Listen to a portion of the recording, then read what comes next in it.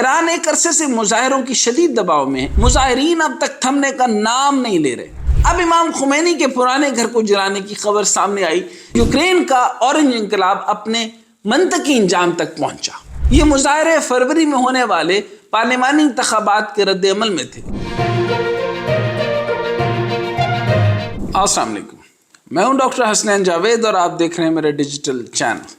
خبریں گردش کر رہی ہیں کہ ایران میں مظاہرین نے ایرانی انقلاب اور اسلامی جمہوریہ کے بانی آیت اللہ روح اللہ خمینی کے آبائی گھر کو آگ لگا دی۔ ایرانی شہر خمین میں موجود آیت اللہ خمینی کے گھر کو آگ لگانے کی ویڈیو سوشل میڈیا پر وائرل ہو گئی، جس میں خمینی کے پرانے گھر کو کچھ مظاہرین کے ہاتھوں نظر آتش ہوتے ہوئے دکھایا گیا، لیکن مقامی حکام نے آیت اللہ خمینی کے گھر کو آگ لگانے کے واقعے کی تردید کی ہے۔ ایران ایک عرصے سے مظاہروں کی شدید دباؤ میں ہے۔ یہ معاملہ 16 ستمبر کو ایک 22 سالہ خاتون مہسمہ امینی کے حجاب پولیس کے قوانین توڑنے کے الزام میں حراست میں ہلاکت کے بعد شروع ہوا تھا۔ اس کے بعد ایران سے احتجاج کی خبریں آنا شروع ہوئی تھی اور مظاہرین اب تک تھمنے کا نام نہیں لے رہے۔ ایران میں حکومتی نظام سخت ہے اور وہاں ہماری طرح جمہوریت نہیں اور نہ ہی میڈیا اس طرح آزاد اور شتر بے مہار ہے، تو وہاں سے خبریں آسانی سے نہیں نکلتی۔ مگر آج کے انٹرنیٹ کے دور میں جہاں خبروں کو روکنا مشکل ہے، وہاں پر فیک نیوز بھی اتنی ہی تیزی سے پھیلتی ہے۔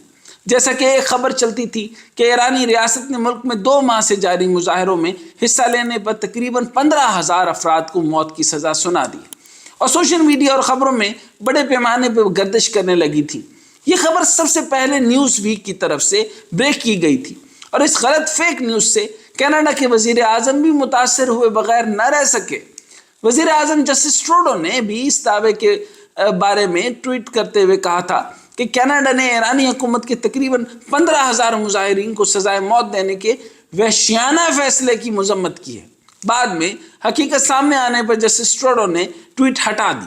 ویسے یہ وہی کینیڈین وزیر اعظم ہیں جنہیں چند روز قبل چینی صدر پریزیڈنٹ شی نے بند کمرے کی گفتگو لیک کرنے پر سرزنش کرتے نظر آئے تھے۔ لیکن ویسے کیا ہی عجیب اتفاق ہے کہ 16 ستمبر کو تاریخی ازبک شہر سمرقند میں شنگھائی تعاون تنظیم SCO کے سربراہی اجلاس کے دوسرے دن چین کے صدر شی جن پنگ نے وسطی ایشیائی گروپ کے ارکان پر زور دیا کہ وہ بیرونی طاقتوں کو خطے میں رنگین انقلاب یا کلر ریولوشن کو بھڑکانے سے روکنے کے لیے مل کر کام کریں۔ مستقبل قریب میں ایک بڑا خطرہ ہونے کا امکان پر یقین رکھتے ہوئے اس مشترکہ کوشش کے حصے کے طور پر چینی رہنما نے ایک علاقے کی تربیتی مرکز میں 2000 ماہر پولیس افسران کو تربیت دینے کی پیشکش کی، تاکہ اراکین ممالک کے درمیان قانون نافذ کرنے والے اداروں کی استعداد کار کو مضبوط بنایا جا سکے۔ پھر چینی صدر کے بیان کے بعد چند گھنٹوں کے اندر دیکھا گیا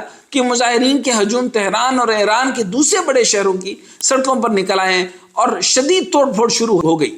اتنے عرصہ گزرنے کے بعد بھی حکومتی حامیوں کی طرف سے کئی جوابی مظاہروں اور اہم مشتعل افراد کی گرفتاریوں کے باوجود بے ہنگم و بے سمت مظاہرے تھمنے کے آثار نظر نہیں آتے تھے۔ اب امام خمینی کے پرانے گھر کو جلانے کی خبر سامنے آئی، جس کی اب تک ایرانی حکام نے تردید کر رہے ہیں۔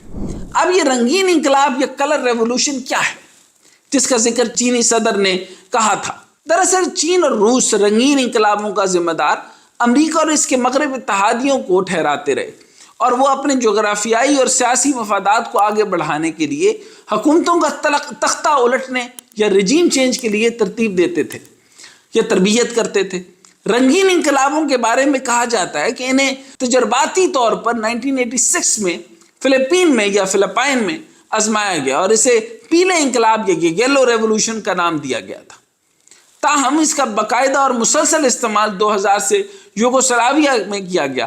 اگر ہم رنگین انقلابوں پر نظر ڈالیں تو ہمیں اس کی کئی مثالیں نظر آتی۔ اورنج ریولوشن یا نارنجی انقلاب، یہ نام یوکرین میں نومبر 2004 سے جنوری 2005 کے درمیان ہونے والے مظاہروں کے سلسلے کو دیا جاتا ہے۔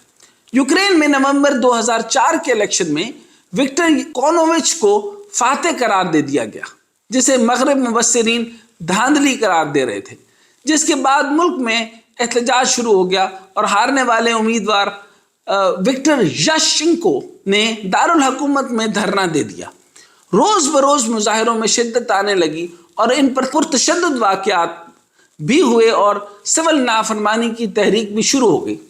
وکٹر یشچنکو کے مظاہرین اور دھرنا دینے والے اورنج کلر کا ایک بینڈ لگاتے تھے اور اورنج کلر کے کپڑے بھی پہنتے تھے، اس لیے یہ اورنج انقلاب کہلایا۔ پھر یوکرین کے سپریم کورٹ نے الیکشن کالا دم قرار دیتے ہوئے دوبارہ الیکشن کا حکم دیا، جس میں مغرب کا حمایت یافتہ ہارا ہوا امیدوار وکٹر یشچنکو جیت گیا اور پہلے جیتا ہوا امیدوار وکٹر یاکنووچ ہار گیا۔ یوں یوکرین کا اورنج انقلاب اپنے منطقی انجام تک پہنچا۔ روس اس انقلاب کو امریکہ سپانسرڈ کہتا رہا۔ اسی طریقے سے ٹیولپ انقلاب کو پہلا کرگز انقلاب بھی کہا جاتا ہے۔ یہ تحریک 2005 کے شروع میں کرغزستان کے صدر اسکار اکائیو کا تختہ الٹنے کا باعث بنی تھی۔ یہ مظاہرے فروری میں ہونے والے پارلیمانی انتخابات کے رد عمل میں تھے، جن میں اکائیو کے اتحادیوں اور خاندان کے افراد نے کامیابی حاصل کی۔ غیر ملکی اور مغربی مبصرین نے یہ دلیل دی کہ الیکشن کے عمل میں بڑے مسائل تھے اور organisation for security and cooperation in Europe OSCE نے دعویٰ کیا کہ انتخابی دھاندلی ہوئی ہے۔ وال اسٹریٹ جرنل کے فروری 2005 کی رپورٹ کے مطابق امریکی حکومت نے انتخابات سے قبل کرغز اپوزیشن کو غیر سرکاری ایجنسیوں کے ذریعے امداد فراہم کی تھی۔ اس کے بعد 1990 سے صدر رہنے والے اکائیو کے خلاف ملک میں مظاہرے پھوٹ پڑے۔ مارچ 2005 میں حزب اختلاف کے رہنما بھی مظاہرین میں شامل ہوئے اور انہوں نے دارالحکومت بشکک میں پارلیمنٹ کی عمارت کے باہر علاقے پر قبضہ کرنا شروع کر دیا۔ جیسے جیسے تحریک نے ملک بھر میں زور پکڑا، اکائیو کی برطرفی کے مطالبات بڑھ رہے تھے۔ اس سے پہلے تو بات چیت کرنے سے انکار کر دیا، لیکن اسی سال 24 مارچ کو اپنے خاندان کے ساتھ ملک سے فرار ہو گئے۔ آخرکار وہ روس چلے گئے، جہاں سے اس نے اگلے مہینے استعفیٰ دے دیا۔ اسی طریقے سے ایک اور انقلاب جس کے بارے میں آپ نے سن رکھا ہوگا، اور یہ انقلاب بڑی جگہوں کے اوپر ڈسکس ہوا، جس کے اندر بڑے نام ذہن میں آتے ہیں، جس میں حسن البنا کا نام ذہن میں آتا ہے، اس کے بعد حسن نصر اللہ کا نام ذہن میں آتا ہے۔ بہرحال یہ ویو اب تک چلتی چلی جا رہی ہے اور بہت ساری چیزوں کو اپنے لپیٹ میں لے رہی ہے، جیسے جاسمین یا عرب سپرنگ کہا جاتا ہے۔ جاسمین انقلاب یا عرب بہار کا آغاز تیونس سے ہوا تھا۔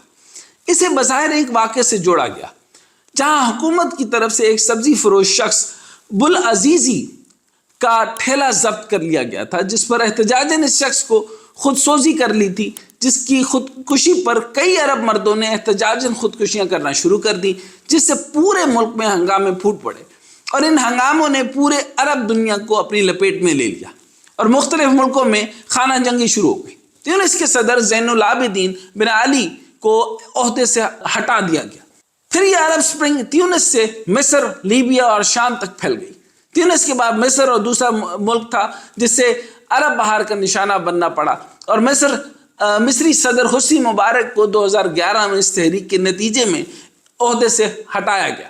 بعد میں لیبیا کے سربراہ معمر قذافی بھی اسی عرب بہار ہی کا نظر ہوئے، اور اس کے بعد کیا ہوا وہ سب آپ کے سامنے۔ ایران میں کیا ہو رہا ہے؟ ایک طرف ایران کو روس کو ڈرون فراہم کرنے پر امریکہ، کینیڈا اور دیگر مغربی ممالک کی طرف سے نئی پابندیوں کا سامنا ہے، اور دوسری طرف ملک کے اندر یہ احتجاج اور مظاہرے۔ کیا یہ بھی کسی رنگین انقلاب کی شروعات تو نہیں؟ یہ تو آنے والا وقت ہی بتائے گا۔